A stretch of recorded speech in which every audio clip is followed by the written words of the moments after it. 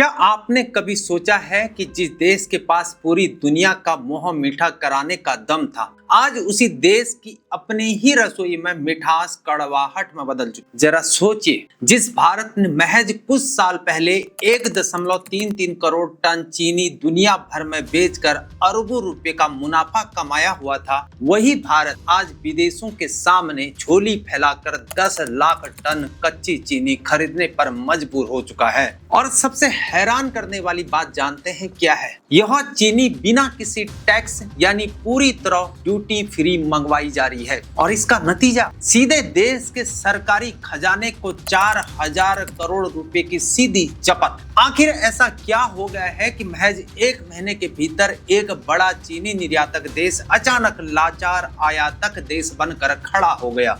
क्या देश में कोई सूखा पड़ा हुआ था? क्या फसलें तबाह हो गई थी? जी नहीं, इस बार देश पर कोई प्राकृतिक आपदा नहीं आई है, बल्कि यह संकट बंद कमरों में बैठकर बनाई गई सरकारी नीतियों की देन है। आखिर कैसे सरकार के बेतुके फैसलों ने हमारी आपकी रसोई के बजट में आग लगा दी है। शहर में जो चीनी कुछ महीने पहले सामान्य दामों पर मिलती थी, आज वह थोक में 66 रुपए से 67 रुपए और आम गलियों की दुकानों पर 70 रुपए प्रति किलो तक बिक रही है। केवल 3 महीनों के भीतर चीनी के दाम में 19 रुपए प्रति किलो का भारी उछाल आया है, यानी करीब 40% की सीधी बढ़ोतरी। लेकिन दर्द सिर्फ चीनी तक सीमित नहीं है। जब एक परिवार बाजार में राशन खरीदने निकलता है तो उसकी पूरी रसोई का गणित बिगड़ चुका होता है। जरा इन आंकड़ों पर नजर डालिए। चीनी 48 रुपए किलो से बढ़कर 67 रुपए प्रति किलो हो गई, 39.58% की तेजी आई। गुड़ 50 रुपए से सीधे 65 रुपए किलो, 24% की बढ़ोतरी हुई। चावल यानी कि टूटा हुआ चावल कन की 25 रुपए से बढ़कर 29 रुपए यानी कि 16% का उछाल आ गया। और मक्के का आटा 36 रुपए से बढ़कर 40 रुपए किलो हो गई, 11.11% महंगा हो गया। इडली, रवा और राइस फ्लोर 38 रुपए से 42 रुपए यानी कि 10.53% की तेजी आ गई। एक आम मध्यम वर्गीय या गरीब परिवार के लिए सुबह की चाय से लेकर बच्चों का नाश्ता तक सब कुछ महंगा हो चुका है। महंगाई का यह डंक देश के हर घर की थाली पर सीधा वार कर रहा है। अब जरा देश के उस माहौल को भी देखिए जहां अंध भक्तों की भीड़ का हाल आज एक कुंठा से पीड़ित और हाशिए पर आ खड़ा हुआ है।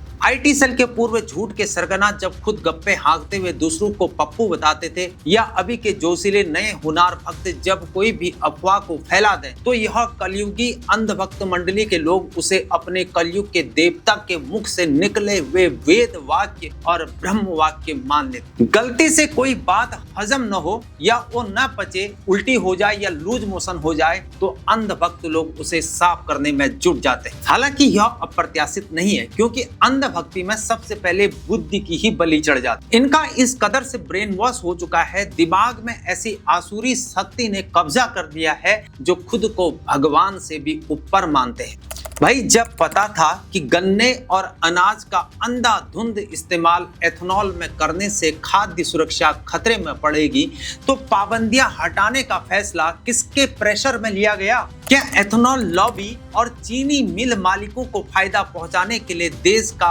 ओपनिंग स्टॉक 47 लाख टन से घटाकर 32 लाख टन होने दिया गया? आखिर बाजार में चीनी और अनाजों का यह अकाल पड़ा कैसे? सरकार का सारा ध्यान इन दिनों एथेनॉल ब्लेंडिंग पर है। तय मानकों के अकॉर्डिंग एथेनॉल बनाने में 67% मक्का, टूटे चावल और खराब अनाज का इस्तेमाल होना चाहिए, जबकि बाकी 33% हिस्से में गुड़ और गन्ने के सह उत्पादों का उपयोग किया जाना चाहिए। ऑल इंडिया डिस्टिलरीज एसोसिएशन के अकॉर्डिंग पिछले साल 720 करोड़ लीटर एथेनॉल बना, लेकिन इसे बनाने के लिए क्या क्या नौछावर किया गया, इसको जानिए। जिसमें 1.33 करोड़ टन अनाज यानी चावल व मक्का, इतना ही नहीं 25 लाख टन शुद्ध चीनी बनाने लायक गन्ने और उसके रस को सीधे एथेनॉल की भट्टियों में गला दिया गया, स्वाहा कर दिया गया। एक रिपोर्ट के अकॉर्डिंग इसी कारण 2025-26 के मिलों का पेराई सीजन से पहले देश की चीनी मिलों के पास 47 लाख टन का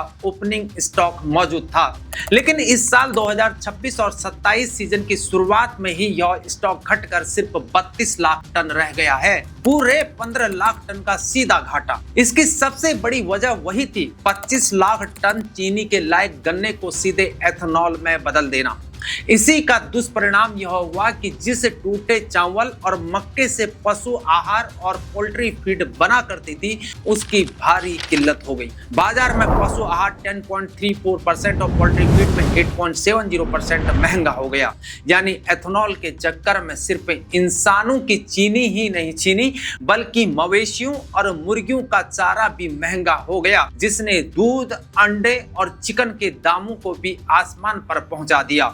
इतना ही नहीं, इस विश्व प्रधान और विश्व गुरु के काल में चीनी पर एक ब्रांड की नई लच्छेदार फेंकू लपेटों वाली कहानी भी घुमाई जा रही है और यह फैब्रिकेटेड कहानी सोशल मीडिया पर फैलाई जा रही है और वो भी IT सेल के द्वारा फैलाई जा रही है। और यह जोर जोर से फेंको और बार बार फेंको वाली कहानी दावा करती है कि गन्ने से चीनी बनाने के बाद जो कचरा या अवशेष बचता है सिर्फ उससे एथेनॉल बनता है, और यह भी कि अगर एथेनॉल नहीं बनता तो आज चीनी 100 रुपए प्रति किलो हो जाती। अब चूंकि यह IT सेल से मैन्युफैक्चर की गई कहानी है तो स्वाभाविक है कि इसका दूर दूर तक तथ्य या सत्य से कोई भी संबंध नहीं है, इसलिए झूठा दावा किया जा रहा है। जोर से फेंकने का दावा करने वालों के खपड़चौथ में यह दावा किया जा रहा है कि सीधे गन्ने से एथेनॉल नहीं बनाया जा सकता या गन्ने के उस हिस्से से एथेनॉल नहीं बन सकता जिससे चीनी बनती है। यह दावा उतना ही सच है जितना स्वयंभू के पढ़े लिखे होने के दावों और प्रमाण पत्रों पर है। विज्ञान का सीधा नियम है कि हर वह चीज जो सड़ती और गलती है उससे एथेनॉल बनाया जा सकता है, जिसमें जितना ज्यादा ग्लूकोज और फ्रक्टोज होगा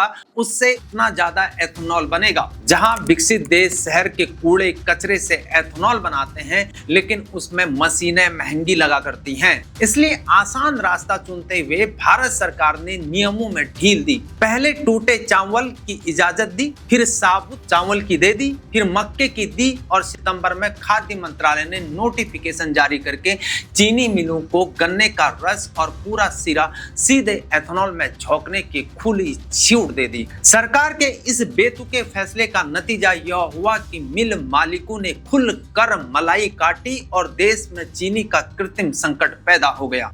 कई विकसित देशों में घर से निकलने वाले कूड़े कचरे से एथेनॉल बनाया जाता है, लेकिन उसमें ग्लूकोज फ्रक्टोज कम होने से एथेनॉल कम बनता है और मशीनें महंगी लगती हैं। और उससे बेहतर है कि सीधे अनाज यानी कि चावल, मक्का, गेहूं मिल जाए या मिठास से भरपूर गन्ना मिल जाए, लेकिन सीधे अनाज या गन्ने से एथेनॉल बनाना अवॉइड किया जाता है क्योंकि यहाँ पर मामला खाद्य सुरक्षा यानी कि फूड सिक्योरिटी का है। हालांकि Indian sugar and bio energy manufacturers association यानी कि ISMA के महानिदेशक का यह कहना है कि देश में 2026 और 27 में गन्ने का कुल उत्पादन 46.3 करोड़ टन होने का अनुमान है और 3.36 करोड़ टन चीनी बनेगी, जो पिछले साल से 12% ज्यादा है। उनका यह दावा है कि देश में चीनी की कोई वास्तविक कमी नहीं है, बल्कि यह तेजी केवल सट्टेबाजी और पैनिक बाइंग का नतीजा है। लेकिन वहीं दूसरी तरफ confederation of all India traders यानी कि CAIT के राष्ट्रीय मंत्री शंकर ठक्कर जी एक बेहद कड़वी चेतावनी को देते हैं और वे कहते हैं कि हम पिछले 3 सालों से सरकार को लगातार आगाह कर रहे थे कि गन्ने का एथेनॉल में अंधाधुंध इस्तेमाल आगे चलकर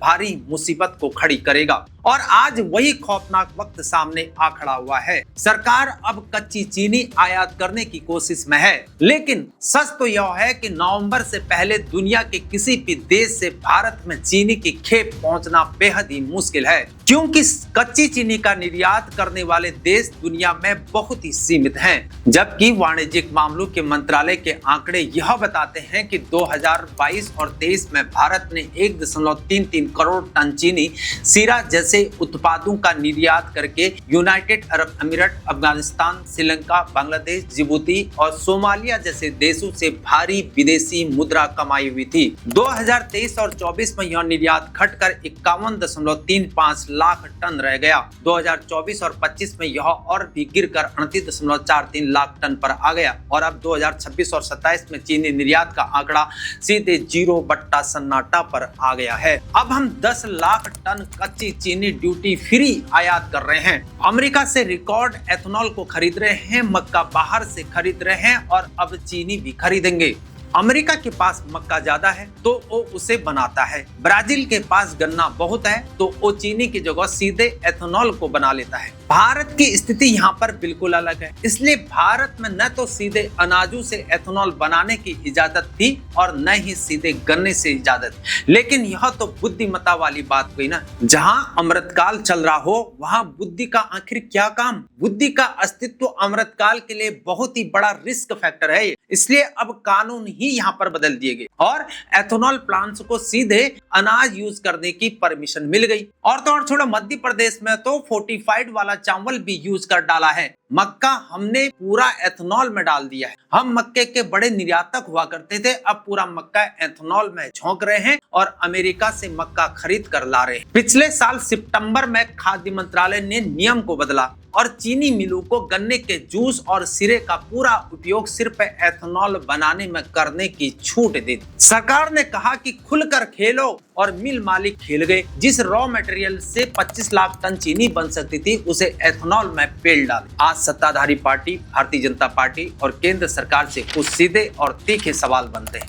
पहला सवाल, जो भारत 4 साल पहले तक दुनिया को 1.33 करोड़ टन चीनी निर्यात किया करता था और अरबों डॉलर कमाता था, उसे 1 महीने के अंदर चीनी आयातक देश किसने बनाए। इस नीतिगत विफलता, पॉलिसी फेलियर की रिस्पॉन्सिबिलिटी आखिर कौन लेगा। दूसरा सवाल, क्या खाद्य मंत्रालय और नीति निर्माताओं को यह अंदाजा नहीं था कि गन्ने के रस को बिना सीमा के एथेनॉल में डाइवर्ट करने से देश का ओपनिंग स्टॉक 47 लाख टन से घटकर 32 लाख टन रह जाएगा। तीसरा सवाल, जब सितंबर में ही खतरे के संकेत मिल चुके थे तब नीतिगत पाबंदियां समय रहते आखिर क्यों नहीं लगाई गई। क्या यह फैसला कुछ खास उद्योगपतियों और एथेनॉल लॉबी को फायदा पहुंचाने के लिए ढीला छोड़ा गया था। चौथा सवाल, इस 10 लाख टन कच्ची चीनी पर कस्टम ड्यूटी माफ करने से सरकारी खजाने को जो 4000 करोड़ रुपए के टैक्स का घाटा हो रहा है उसकी भरपाई सरकार आखिर किससे करेगी। दोस्तों, अब जरा समझिए कि इस 4000 करोड़ रुपए के घाटे का सीधा असर आपकी और हमारी जेब पर आखिर कैसे पड़ने वाला है। सरकार जब भी किसी आयात पर 4000 करोड़ रुपए का कस्टम टैक्स माफ करेगी तब सरकार को 4000 करोड़ रुपए के राजस्व यानी कि टैक्स का नुकसान होगा। तो सरकारी खजाने का वह खाली जो गड्ढा है आखिरकार वो आम जनता की जेब से ही भरा जाएगा, क्योंकि सरकार की कमाई का जो मुख्य जरिया होता है वो जनता का टैक्स ही होता है। और फिर इस बोझ से हमारे विकास कार्यों में कटौती होगी। बुनियादी ढांचे, सड़कों, पुलों, अस्पतालों और स्कूलों के लिए तय बजट में कटौती की जाएगी, जिससे जन सुविधाएं टल जाएंगी और नया टैक्स अन्य चीजों पर टैक्स या सेस लगेगा। और इस राजस्व घाटे की भरपाई को पूरा करने के लिए फ्यूचर में सरकार आने वाले दिनों में पेट्रोल, डीजल, जीएसटी दरों में या रोजमर्रा की चीजों पर टैक्स बढ़ाएगी और बदलाव करके या रोजमर्रा की अन्य चीजों पर नया टैक्स थोप कर आपके और हमारे जेब से फिर पैसों को निकालेगी। जहां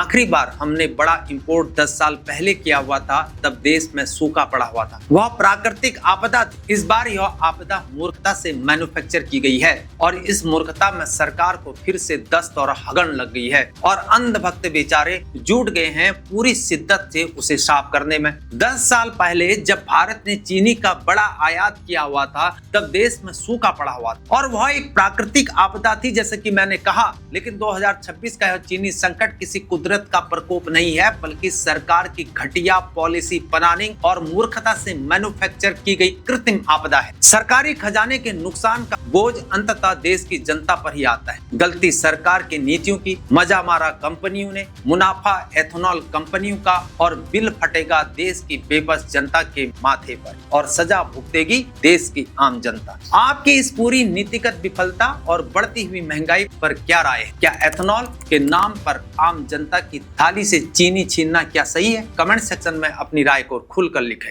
इस वीडियो को ज्यादा से ज्यादा शेयर करें और बेबाक जानकारी के लिए चैनल को तुरंत सब्सक्राइब करें। बेल आइकन को जरूर दबाइए। मैं हूं हीरा परिहार। जय हिंद, भारत माता की जय।